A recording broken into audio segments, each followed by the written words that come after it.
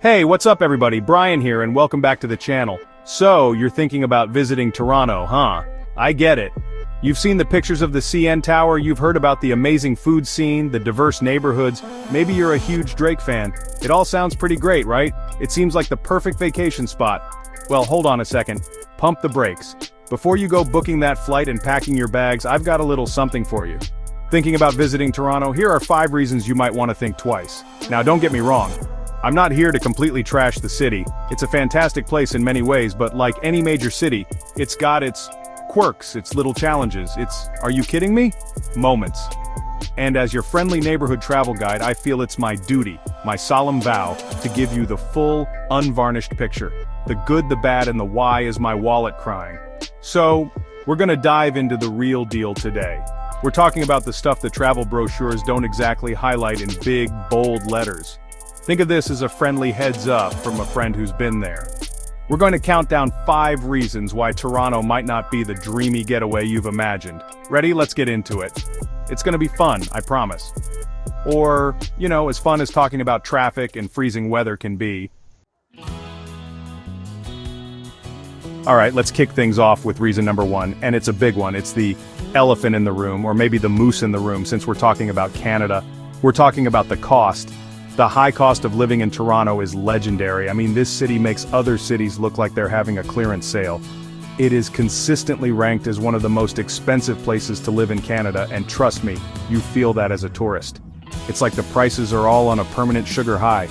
Everything from your hotel room to your morning coffee is going to take a bigger bite out of your budget than you might expect. You'll find yourself looking at a menu and doing that double take, you know the one? Where you check the price, look away, and then your eyes snap back like, wait, was that for the whole table? Nope, that's just for your sandwich. And accommodation? Don't even get me started. Finding a decent place to stay that doesn't require you to sell a kidney can feel like a quest from an epic fantasy novel. So, if you're planning a trip, you have to be ready for some serious financial planning. I'm talking spreadsheets, budget apps, maybe a side hustle before you go. You'll be paying top dollar for meals, attractions, and just about everything else. It's a city that's fantastic if you have deep pockets, but if you're traveling on a shoestring, that shoestring might just snap. It's a great city, but your bank account might just send you a very polite but firm letter of resignation after you leave. Okay, reason number 2 to maybe rethink that Toronto trip. Let's talk about getting around, or more accurately, not getting around. I'm talking about the traffic. Oh, the traffic. It's not just bad, it's an art form. It's a city-wide, slow-motion ballet of brake lights and frustration. Torontonians have a special kind of patience that I think is forged in the fires of the Gardiner Expressway during rush hour. It's a rite of passage. You could have the most perfectly planned day. First we'll hit the museum, then grab lunch downtown, and catch a show in the evening. Sounds great, right? But then you get in a car or an Uber, and an hour later, you've moved 3 blocks. You could have walked it faster. Heck, you could have crawled it faster. The commute times are famously long, and it feels like the entire city decides to go to the same place at the exact same time you do. It's a phenomenon. It doesn't matter if it's a weekday, a weekend, or a national holiday, the roads are packed. It can turn a simple 15-minute drive into an hour-long saga that tests your will to live. You start to measure distances not in kilometers, but in the number of podcast episodes you can get through. So if your idea of a relaxing vacation doesn't involve staring at the back of a bus for extended periods, you might find Toronto's gridlock to be a real buzzkill. It's the kind of traffic that makes you miss your own quiet suburban street. Moving on to number 3, and this one is for anyone thinking of a winter getaway. The weather, specifically the harsh winters. Now I know what you're thinking, it's Canada, of course it's cold, but there's cold and then there's Toronto cold. It's a special blend of freezing temperatures, biting wind that feels like it's coming straight off a glacier, and snow. So much snow. And when it's not snowing, it's often just a landscape of gray slush. It's not exactly postcard perfect. From about November to, let's be honest, sometimes April, the city is locked in winter's icy grip. This isn't just a minor inconvenience, it can genuinely make exploring the city difficult and unpleasant. You want to walk through those cool neighborhoods? You better be bundled up like you're preparing for an Arctic expedition. We're talking layers on layers on layers. You'll spend half your vacation just putting on and taking off your winter gear. It's a whole workout routine in itself. And the ice. Sidewalks can become treacherous skating rinks, turning a simple stroll into a high-stakes game of don't slip and fall. It really limits your ability to be spontaneous and just wander. Instead of enjoying the sights, you're focused on not breaking an ankle. So if you're not a fan of feeling your face go numb the second you step outside, or if your ideal vacation involves, feeling your toes, a winter trip to Toronto might be a serious challenge, you've been warned. Alright, let's talk about reason number 4. You've braved the prices, you've survived the traffic, you've bundled up for the cold, you finally make it to that famous landmark you've been dying to see, and what do you find?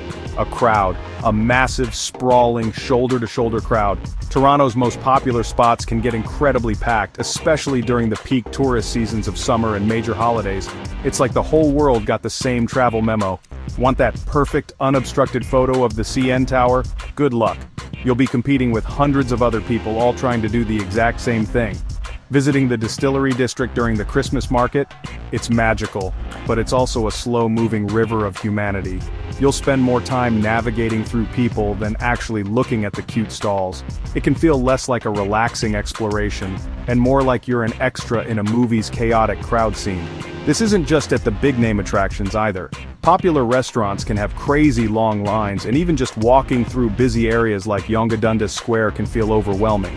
If you're someone who likes a bit of personal space, who wants to soak in the atmosphere without being constantly jostled, the crowds in Toronto can be a real drawback. It's hard to form a deep connection with a place when you're just trying to find a clear path to walk. And finally, we've arrived at reason number 5 for potentially skipping Toronto. For all you nature lovers and wilderness seekers out there, this one's for you. Toronto is, through and through, an urban environment. It's a concrete jungle in the truest sense. While the city does have some beautiful parks like High Park or the Toronto Islands, they feel very much like curated green spaces within a sprawling metropolis, rather than an escape to true nature.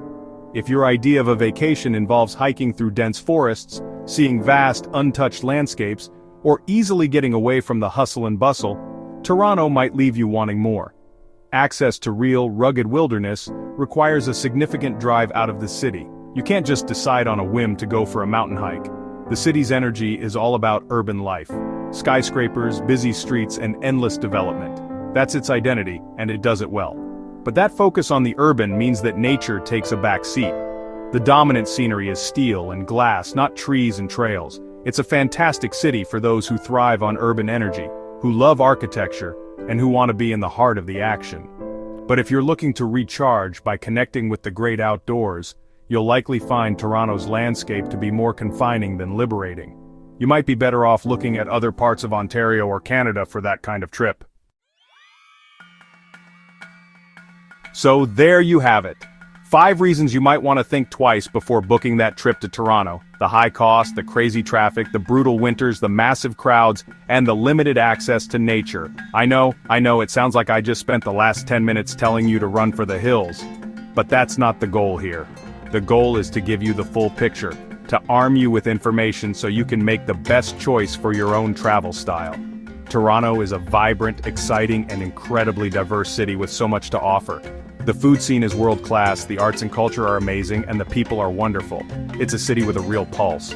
But it's important to know what you're getting into. It's about managing expectations. If you go prepared for the prices and the crowds and maybe visit in the fall instead of the dead of winter, you could have an absolutely incredible time. Of course, every city has its pros and cons, so if you do visit Toronto, just be prepared. Safe travels. Thanks so much for watching, everyone. If you've been to Toronto, let me know your thoughts in the comments below. Did I get it right? What did I miss?